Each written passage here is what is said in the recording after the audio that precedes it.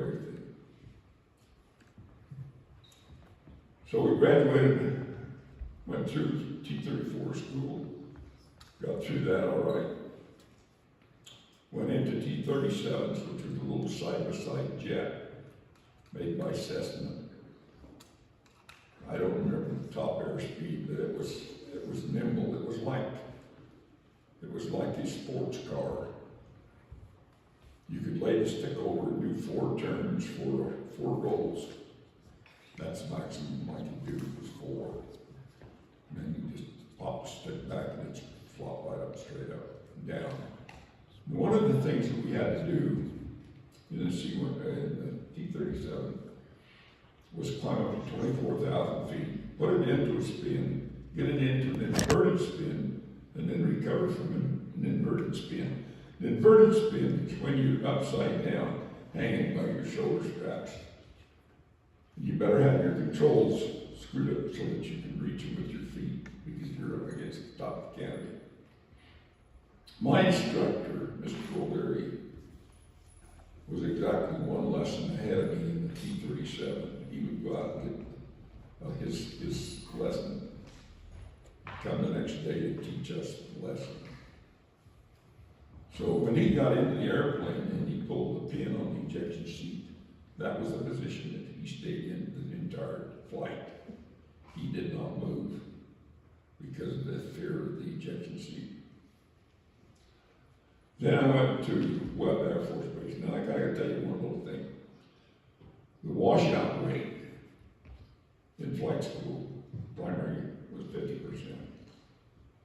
50% didn't make it, period. Got to basic, 50% didn't make it, period. So I felt very lucky to get through basic. Then it came time to choose an aircraft for an assignment. My wife all this time decided that, Jesus, great, I'm going to marry this Air Force pilot. I'm going to get to see the world. She got to see Texas, Kansas, and Nebraska. We went from Texas up to 47 school and then to Lincoln, Nebraska, where I was stationed for the next 3.5 years.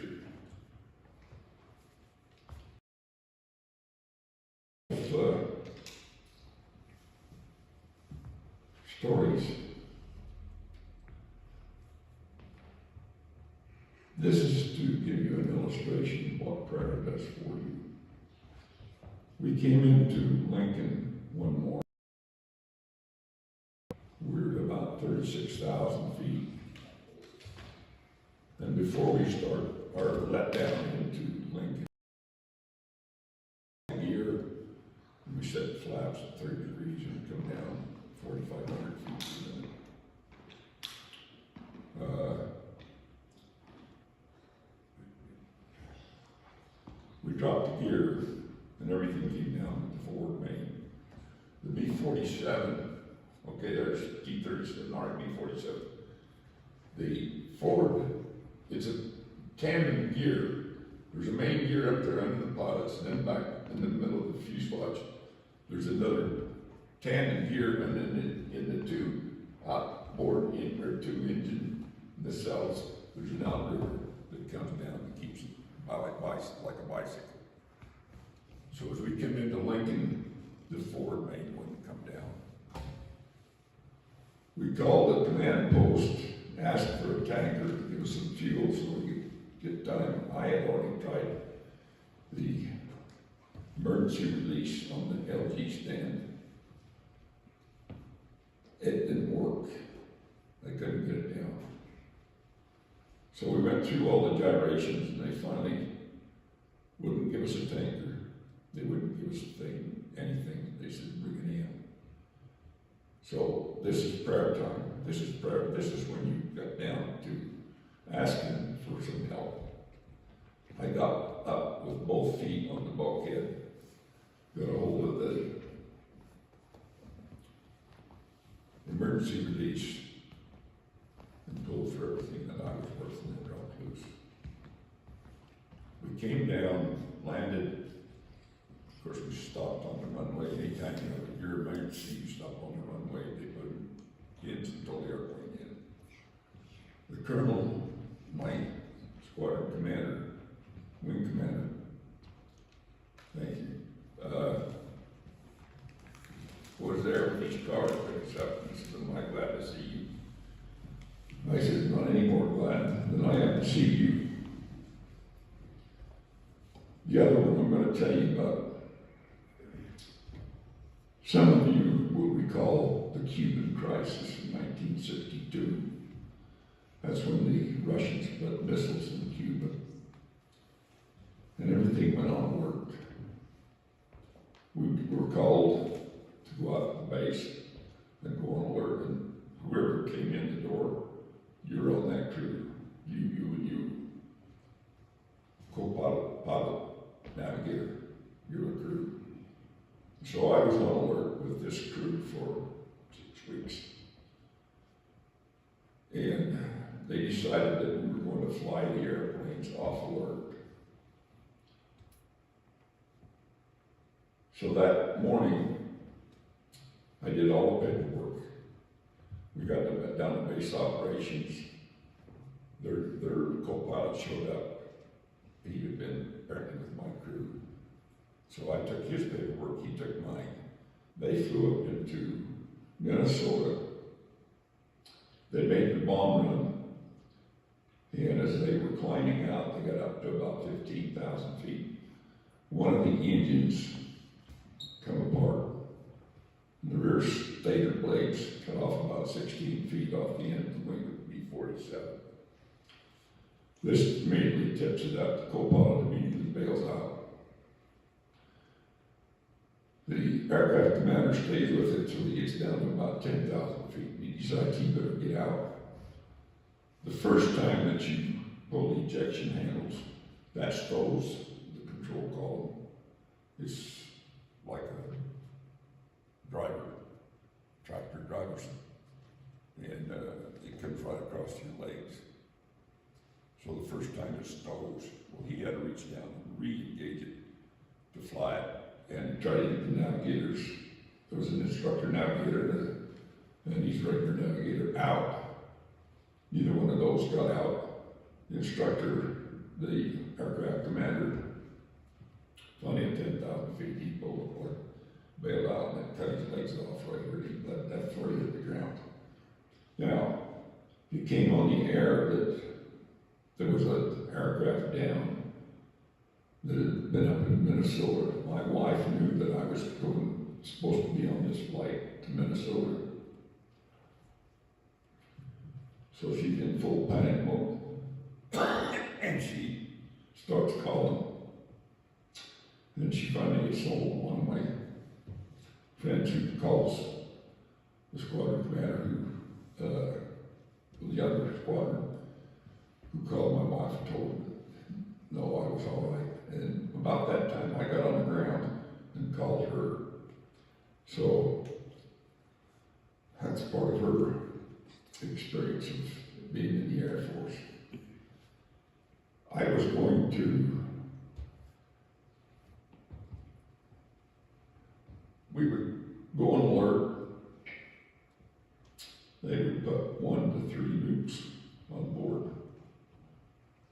And we would go on alert and then put a horseshoe around the back of the fuselage on that airplane, back end, front wing, and put up to 30 bombs of rocket-assisted rocket propellant in this horseshoe deal.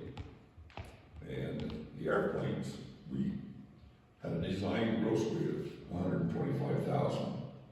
I had an airplane on the alert at 218,000 pounds. So we had the full 30 bombs of juice to get us off the ground and get us airborne. And then we could hopefully make it. I was doing flying. I was going on, I went on board at Lincoln Air Force Base and also flew to Spain and England. And we'd go into Spain and we'd go into England. And in Spain, we went to northern Spain, which is there both into southern Spain, which is Morón, which is down in Seville.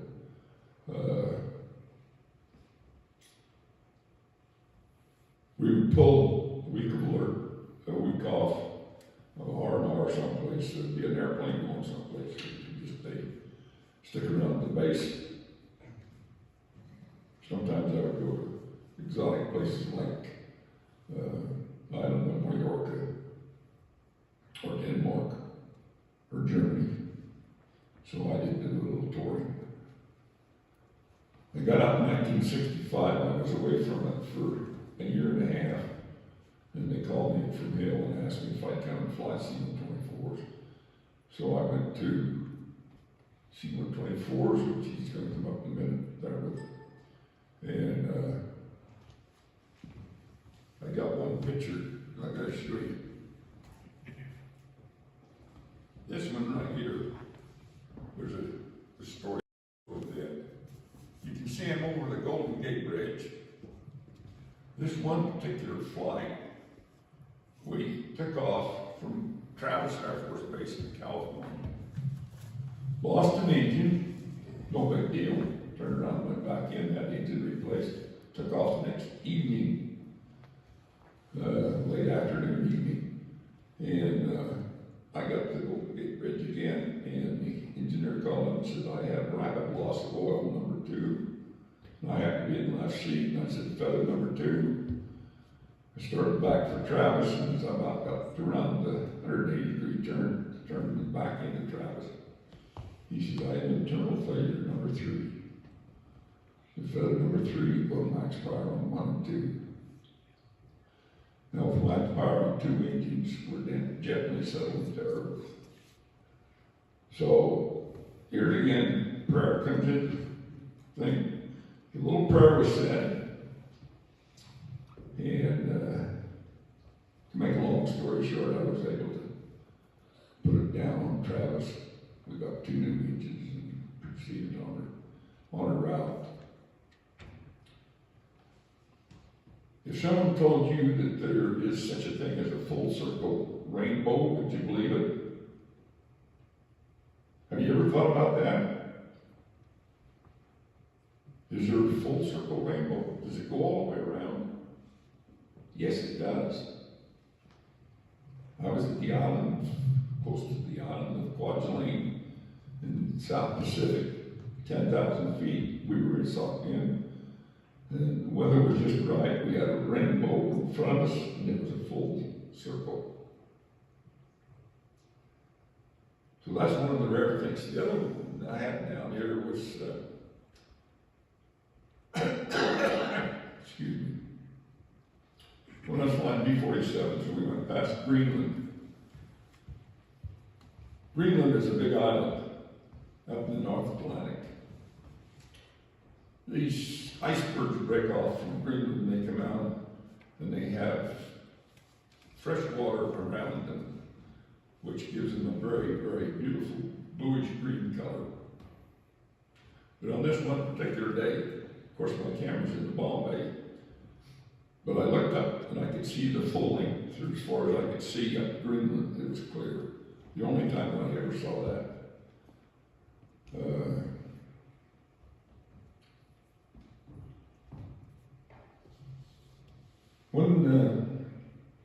One of the trips that we were going on, I used to, when I got going with the C-124s, I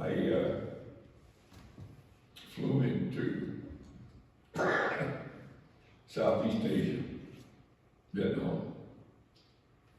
We would go to Hickam in Hawaii, go to Wake Island, go to Guam, then go to the Philippines, then we go in country, return to the Philippines on the way back. And then, excuse me, return around and come home.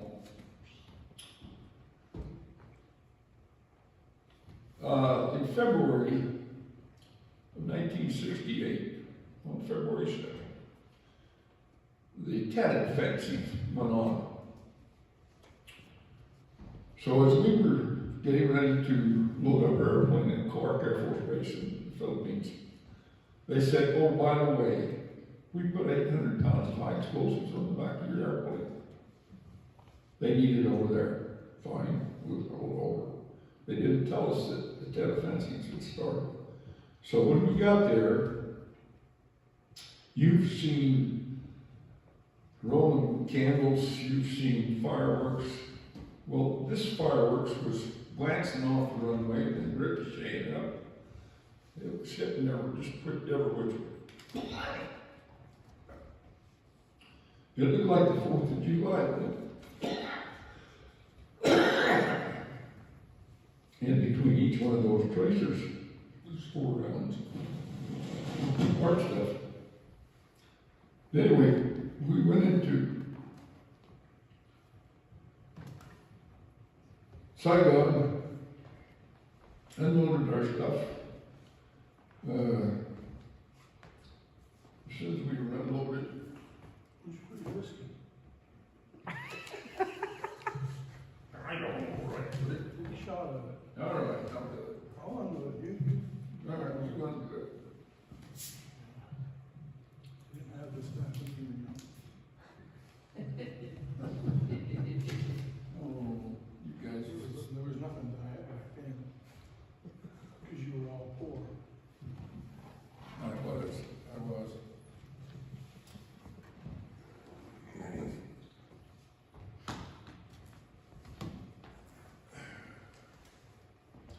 So when we got ready to leave, they wouldn't refuel us because we were under fire. We had a loadmaster and a med tech from Hill Air Force Base and cut it right with us. And I won't tell you why he went there, he was there. But he and the loadmaster went out and unloaded that 800 pounds of high explosive under fire. And they both received a Silver Star for it.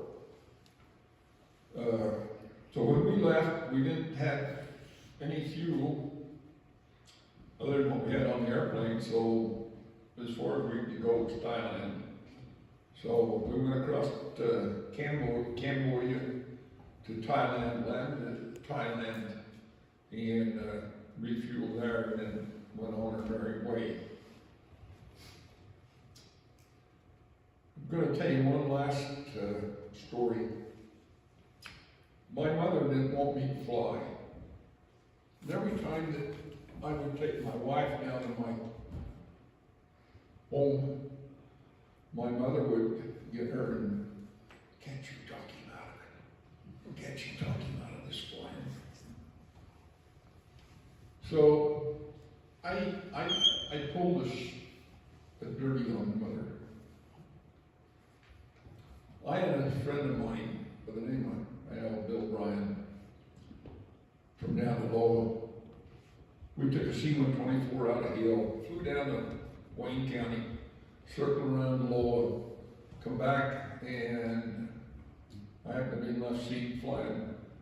And I put it down at about 1,000 feet, right down at Axtell. We come right up through Axtell Center Field in Gunnison. Then we popped up over a little bit because we went over the hill and then dropped down in Fayette. And as I went over to my mother's house, I called for max power. My mother happened to be coming out of the fruit cellar that we had just outside the kitchen door. She had a quart of fruit in each hand.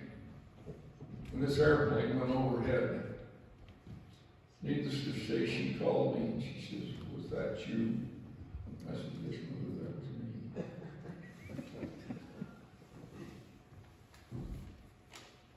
The interesting places that I've been: Azores, Canton Island, Bangkok, American Samoa, Thailand, Hawaii, Kuwait, Guam, Philippines, Thailand, Vietnam, Japan, England, Spain, Germany, and Denmark. And then I've got a note here. Sometime we'll talk about the other life. Thank you very much.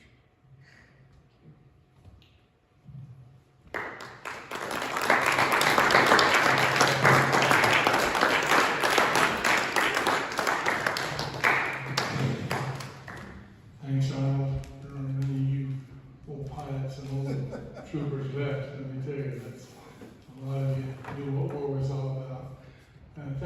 this help put this, our stuff together, we appreciate that.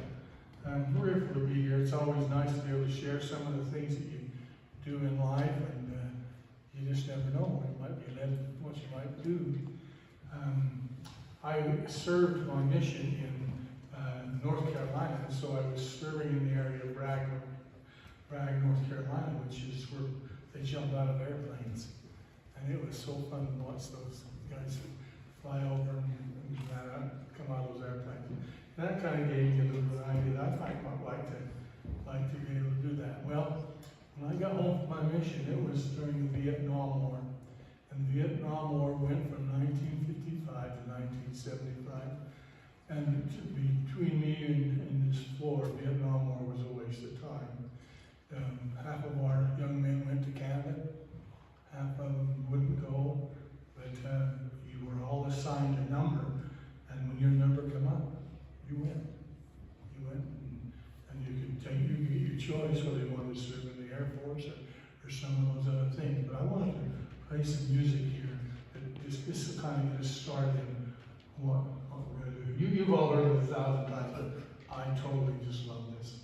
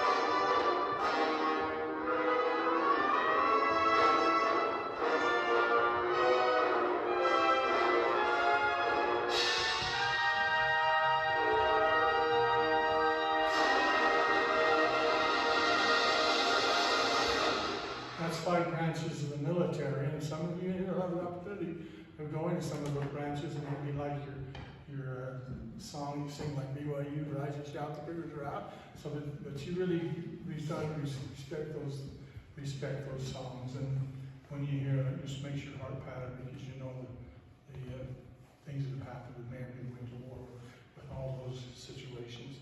But when I got home, my number was 134. I was going to BYU at the time, so I thought, I think maybe I'd better get into something where I get to choose where I'm going to go. But it was odd. But it was during the Vietnam War. And at that time, they were not choosing or taking any of the National Guards over to Vietnam. They were taking the regulars who were called. Can you imagine your age being called over to fight in that war and see the things that happened to those men?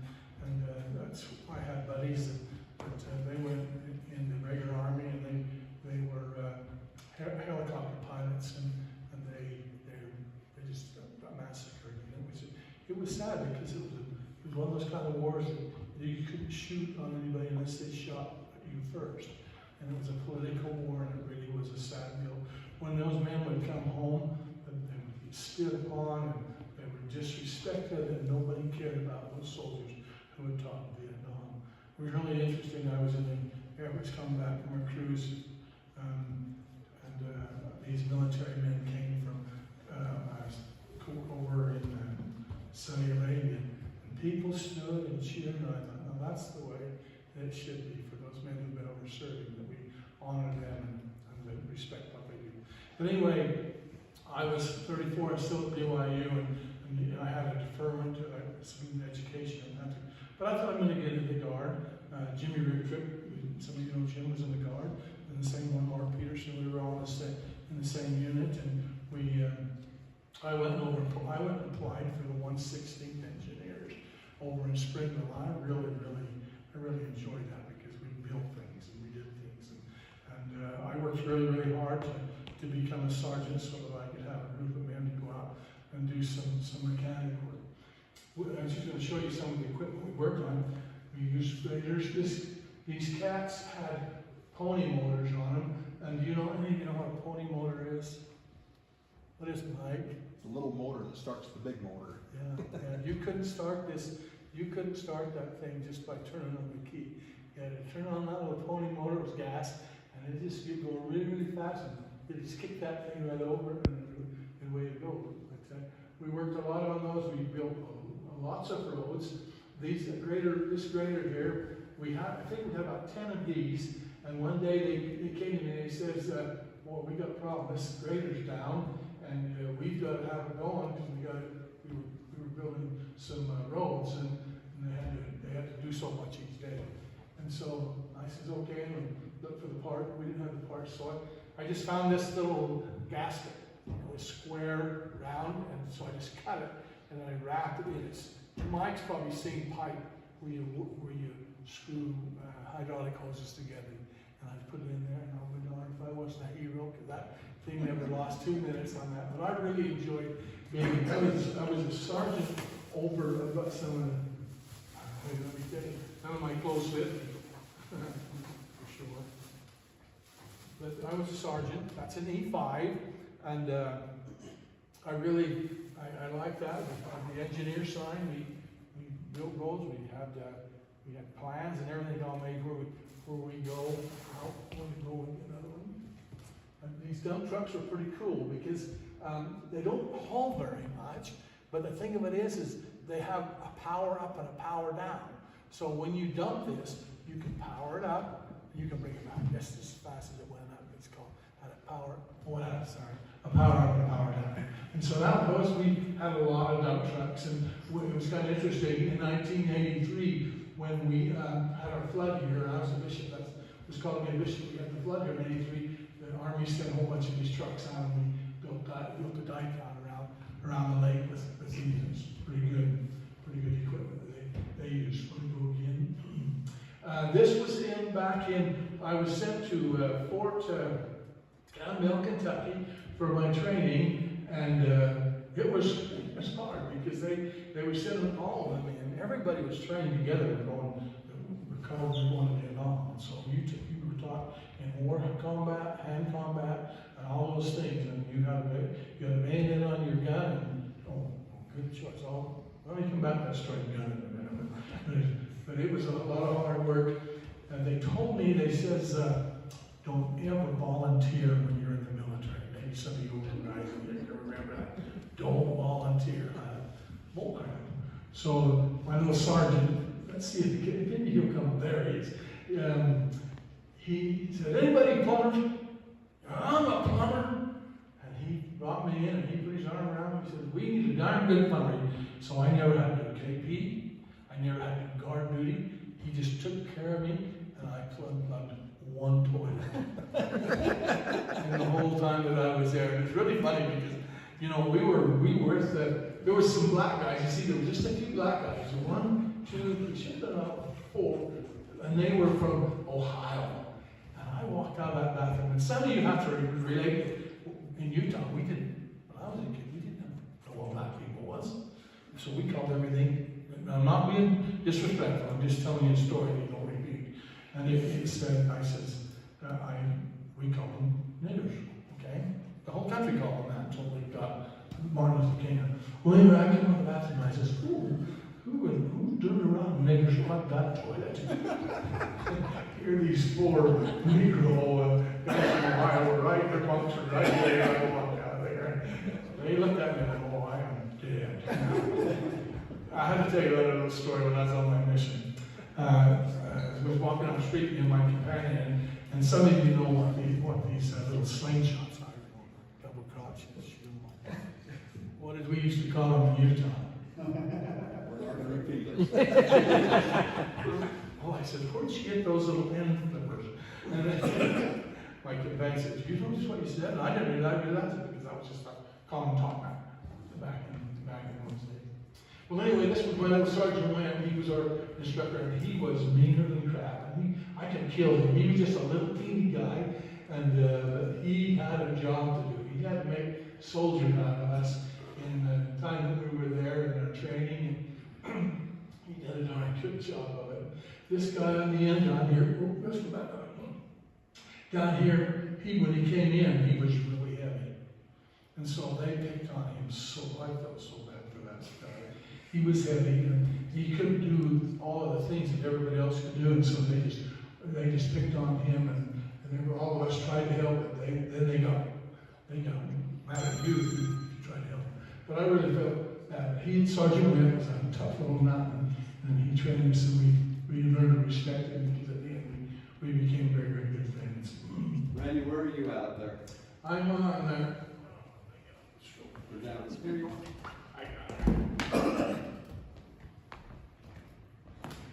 See that little turd right there? Right there. That's him. That's him. But I really, really did enjoy really basic training. It was hard, but it was enjoyable because I learned really a lot. Then I was sent to Fort Lee, Virginia. Now that's where I served my mission. Interesting, huh? Who knew that 6 months I'd be back in the mission field serving there, and it was really interesting because my mission president, while there was a school there, would come and pick me up on Sundays and on weekends. We'd go to do zone conferences together. Fort Lee in Quantico? What? In Quantico? Fort Lee? Fort Lee, Virginia. In Quantico? Yeah. Okay. Yeah. I served on that base. Oh, did you? Yeah. I served on that. That was really a good base. Yeah. So, anyway, you go to the next one now. I put this picture up for you guys because I really want you to know how I honor my father. Here my father was, this is his uniform here. I'm honored to have his uniform, and this is his flag that draped his coffin when he passed away. But my dad was younger than most of you in here when he went in the Navy. He lied about his age. He went in the United States Navy and served the war. He was on a ship, assigned to a ship that he was there when they were fighting the Japanese. And his ship would take the little American boys, who he said the night before they landed on on the island, he said it was so quiet, because those brothers, they knew they were coming home. They knew that it was a bad deal. He says the night before, the big ships would go in and they would just bomb that island. They blew, there wasn't a tree left in that whole island when they pulled out. So they would unload the men on those carriers. You know, you see them run up on the water. And they'd run them up on the beach, and before they could hit the beach, they were dead. Dad says the water was totally blood red. And it was just, these are good boys who they wanted to go. I can't believe the many of the guys. Dad had 2 or 3 friends that went when they were 17, and when they came back, they got their they graduated. But he was a good military man, and Dad never talked too much about that because it was too hard to talk about. So another thing I want to talk about was see the flag and his flag. I hope that you young people know why we have that flag today. I hope you respect that flag. I hope that I would never see you burn that flag, or I would hope I would never see you stand and not put your hand over your heart just because you live in a great time and you're not going to go to war. You're not required to go to war right now. I mean, those who go because they want to. I can't stand some of our professional people that won't put their hands over their heart. Those came not free. Those came to sacrifice of so many men. And I hope that you would always respect the flag. I love to see the flags that we have around here. This is a great blessing. So this is my father's, and he never encouraged, when I got in the National Guard, he never ever said, I think he knew that if I went to war, what a terrible thing it would be. But so none of my other brothers served in the military, but I sure was glad for the experience I had. I served in Springville for 6 years, and I re-upped for 2 more. So I served for 8 years in the Springville National Guard. And the reason I had to get out, was called to be in the bishopric, like Seth, young guy, and then a couple years later I was called to be a bishop. And I'm just really sorry to tell you this about the military, and Arnold can tell you, it just isn't the right environment for someone who had lost a whole lot of testimony of the gospel. It's sad because you can go there with them and try to set a good example for them. But when you go and there's playboys all around and they're drinking beer on their off hours, and it just is not a good environment. And it's sad because a lot of the reason those men are like that is because they've seen war, and that's what kind of relieves them of that pain that they feel from seeing people who died. They taught us, all of you had, come on, we got know what dog tags are, don't you? You know what dog tags do. 1 through 4. This is my dog tag. I just have the one there. For those of you who maybe haven't heard, it's really kind of sad. If I was to get killed in the field, then the person that found me would take this and put it right here, slam it down, and then when maybe years later they found me, they would know who I was and what my body should be going. So they taught us all those kinds of things there. Okay, let's move on. Okay, these are just troops preparing, and these troops were actually going overseas to fight in Vietnam. Let's go. Now, there's some of the things that they taught. Those are like fire things for fire.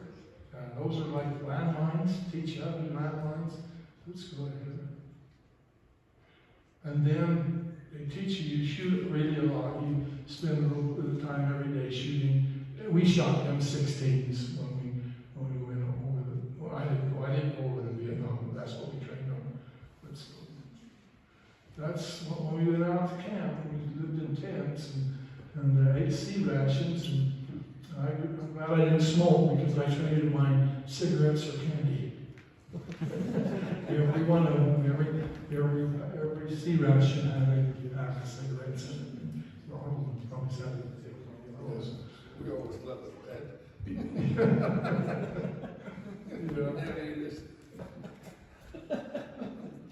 But they taught you how to do combat and how to. It was just really, really interesting. And I just was glad I didn't have to go. Wow, because those Vietnam people, they were mean. They knew how to fight. They were really told us. Okay. One of the toughest things was the gas mask, and they put you in a building and threw you in there. You didn't have your mask on, then they turned the gas on. You couldn't see your eyes, or you had to get that mask on so you could breathe. It was quite an interesting chemical. This is out on the range. We went out on the range, and all the men along there had their weapons, and one of the kids stood up there and he says, "This son of a gun won't work." And the sergeants came along with his big old stick. That was stick. And we had Dad Jones on. He hits that guy right in the head. He says, "This is not a gun." He says, "Guns for fighting. Rifles are fighting and guns for fun." So I'm not going to say anymore, so you'll have to figure that out on your own. But I felt bad for that kid. He just didn't have a chance with me. This was Doug. Doug Houghton gave me some of his pictures. He went to Fort Ord in 1963, and he also did construction too, so, okay, let's go. We are all, and now, I don't know if any of them, but I already told you down there. This is what Neil Holbrook said. We are all always one generation away from losing our freedom. And I hope that our generations, we never lose our freedom. But I can tell you right now that our world is in turmoil with that, with men who want power. And when they have power, that's when. But I was glad the United States didn't send men over there with troops, that let them fight their own war, which we should have done a lot of people. They think we're the big brother, and we have supplied a lot of stuff over there. But my experience in the National Guard was one that helped me to be a better person, to really respect and honor the flag and the blessings that can come from that. Whenever we would go out we went out we went 2 weeks a year to do training. I went to Fillmore and built roads. I went to Lake Powell, or up to Lake Gorge. We built roads up that way, and out in Vernal we built quite a bit of roads. But I really had a lot of men that respected me for not drinking, not doing all those things that the rest of them did when we got done at night. A hot day, a cold beer, it tastes so good to them guiding me. But I said, no, I don't do those kind of things. And I'll tell you what, they respected the things that I felt. So I really was grateful for that I had good values, and I came from a good ward and a good family that taught me the gospel and those kinds of things. But young men, if you're close, if any of you want to go to the military, I would never turn away the opportunity to go to the military if you don't go on a mission. I'd go on a mission for staying in the military, because there's a lot of opportunities in the military now. You can make some pretty good money, and they'll send you to school, they'll get you doctorates, and all those kinds of things. There's a lot of things like that. And you can still go in the military and not do what old scraps wants you to do the things that are wrong. So I have a testimony of the gospel, and we've been blessed. We've really all been very, very blessed to live in this area and to be around good people who love us and care for us. And I appreciate the bishop coming and being with Arnold. I really honor and respect Arnold. He's a good military man. He always has been, and he always talks about it highly. And that's the way I feel about it, even though there's a lot that's not good in it. So, and we know that by reading the Book of Mormon. So I Grateful to be here, and thanks so much for the drink. That made the whole night worse, that. Good thanks, I appreciate that, so. Don't tell Joanne. Hey, what? Don't tell Joanne. Oh, I won't tell her. She'll want that, really. We've kind of got it in our family, we've got, so we drink that night, and we put that squirt stuff in it out of the house. So we're kind of a neat world right now. So. Any of you have any questions you might want to ask before we should? Yeah, what beach was it that they were bombarding again? What's that? You told the story of your dad. Oh, he was in the Philippines. He was in the, he went to the Philippines, but he was in the Pacific Islands. Which island do you know? I don't know which one he was at. But I do know that he would get up on top of the ship, because he run the engine, and he'd get up on top, and he says, I'm not going to die in this tank, and I'm going to be on top, I'm going to die. And he said, those Japanese kamikazes would just come right there. He could see their eyes, and if they didn't have enough fuel, to get home, and they would put that everything right in their ship. So they were mean little buggers. That was their life. That's what they were. They're kamikaze pilots. They didn't have any other values at all. So, yeah. Sorry, another question. What ship was he on? That I can't tell you. My buddy got my dad's picture of the ship. So I'm sorry I didn't have that. I should have. So, but he was on a carrier, not a carrier. He was on one that he transferred troops around from place to place. So, but they had all kinds. They had carriers. They had everything. We're pretty fortunate. That was the lucky war we won. Japanese would have made the decisions they would have. We may have been speaking Japanese today. So, for sure. Arnold wouldn't let them know what you did get them bombers going. Pardon? You just get them bombers going, wouldn't you? Yeah. Okay.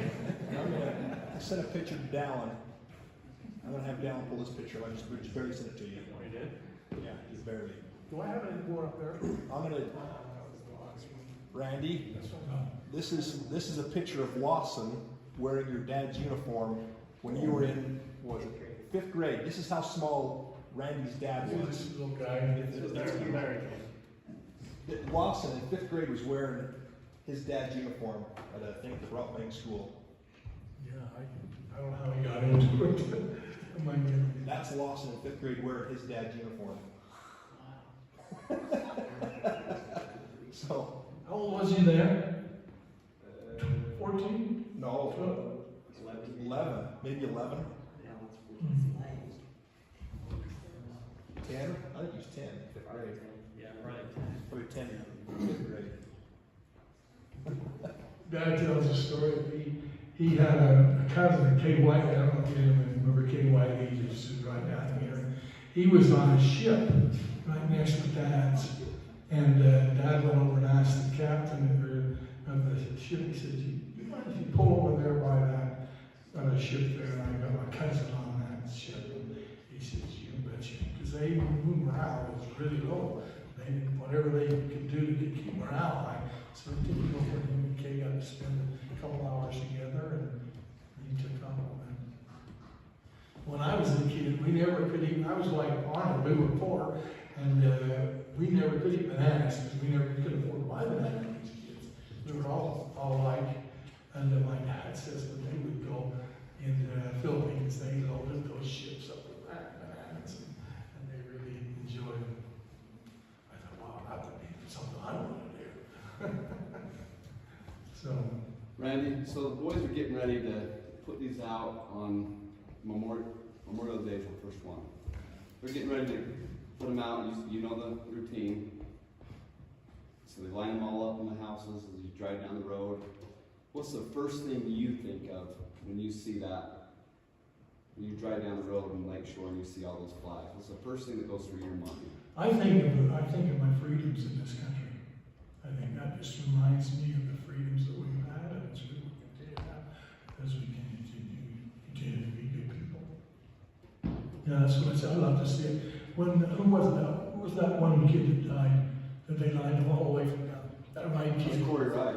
They brought him all the way from there to study sport. I thought that was the coolest thing. Just felt like it was honored going there. So that's all I've got. Thank you. Thank you.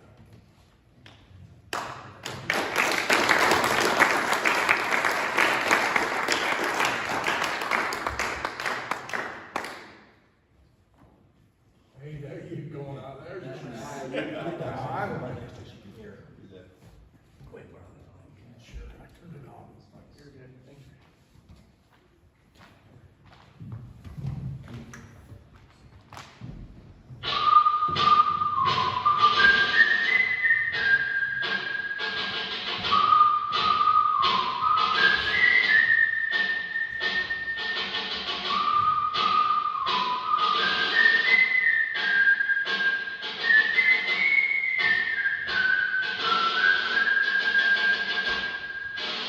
Why are you marching, son? I'd really like to know. Because of Valley Forge or perhaps in Alamo? Or wanted by land, do it by steam? A trumpet's call, the will to be free? What of a man who stood straight and tall, who wept silent tears when he saw brave men fall? No matter, no difference, the blue or the gray, all were his brothers, all had his way. And what of Antietam? That now peaceful stream where the water blood red glittered and gleamed. Appomattox, Chickamauga, Vicksburg, Bull Run, Cumberland, Gettysburg, and then Washington. Why are you marching, son? In Flanders Field, how proud were they whose forms beneath the poppies lay. Men whose all were done, died at the Marne, Soissons, and those who tried the fearful foe at Chateauguay, who fought, bled, whose hearts grew weary, but in whose minds one thought kept churning, that the torch of liberty keep burning. Why are you marching, son? The flames swarmed in and the rising sun glowed fiercely on the evil done, men whose blood runs through our veins, men who died, remains life forever locked in waters deep. Now is it right that they should sleep while the forms he left in twisted hollows? See the torch of liberty grow dull. Anzio, Mosquito, Pole, Saint-Mary-Glace, Limon, St. Lo, Cardelane, Boudemont, on and on the road is dull. And why? Why are you marching, son? Bugles shrilled in the frozen night and the first dawn, the awful sight. Seas of pain, row after row left to die on blood-stained snow. Busan, Pyongyang, Suwon, Yeonju, and blood-red ran the swift yelling. In South Vietnam, the big guns roared, and once again we fought a war. To honor a pledge our nation gave, to help that little country save her people from the certainty that she'd be ruled by tyranny. No matter where the big guns roar, our fighting might goes before. Take the torch we all held dear and face freedom's enemies without fear. Our fathers died from sea to sea. Bless the torch of liberty. Why? Why are you marching, son?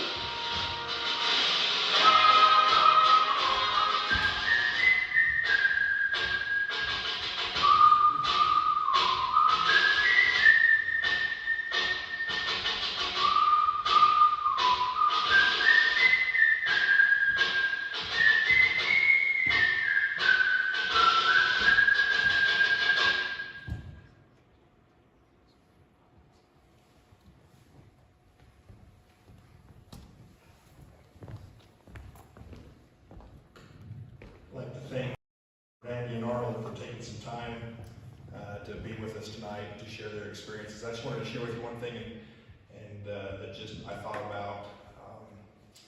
Maybe one of these times I'll get my father-in-law to come talk to you. But when I first got married, we went down to Cedar City, and my wife said, "Well, we're going with," SUU for my grandpa. And we get there, and in the stadium, there was probably, I don't know, 10,000 people there. And they started talking about this guy that took these kids over to Korea, to the Korean War.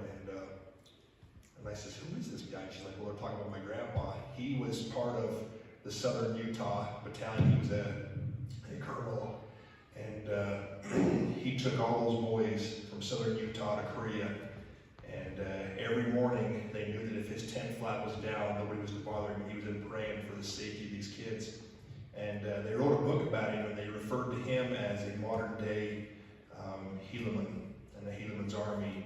And he brought back every one of those boys. Not one was lost. He brought every one of them back. The battalion, or whatever I don't know if Sean the terminology they used, the battalion that came in right after him, every one of them got killed. Every single one of them. And as I've heard that story over the years, and the faith, he went as a dark-haired man and came home just snow white hair. It aged him a lot.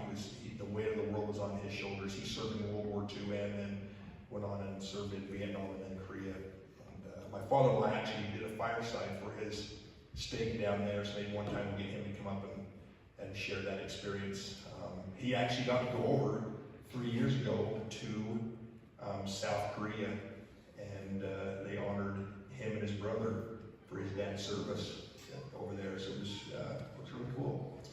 Just to remind you boys, the reason why we do these flags is to honor those who served and sacrificed for us. That's why we're putting these flags out. Me and Bishop the other day had the honor of taking 21 flags over to Gary Clay's, and we actually had him set up. He passed away, and me and Bishop and Britt Taylor went and set these 21 flags up around Gary's driveway.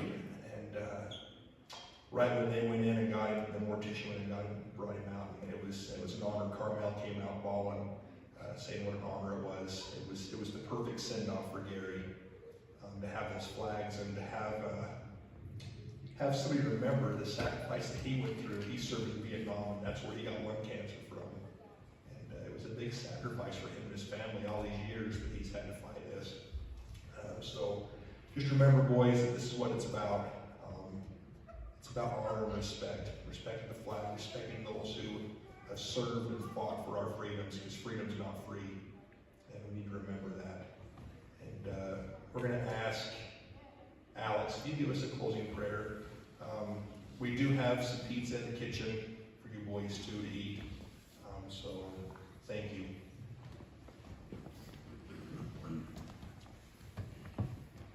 Our dear Heavenly Father, we're grateful for this day, and we're grateful for this time that we've had to listen to these two brethren come and speak to us about their times in the war and speak to us about the flags and important it is to us in our country. Heavenly Father, please bless us.